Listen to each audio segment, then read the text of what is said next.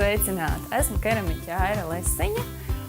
Būšu priecīgi jūs visus satikt mūsdienu amatniecības festivālā Brīvdabas muzejā.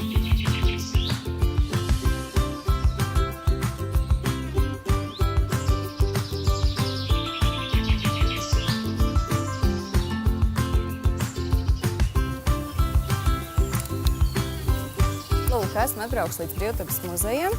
Savu braucienu sāku centrā. Līdz galamērķim esmu nokļuvusi 40 minūšu laikā. Mierīgi un ērti.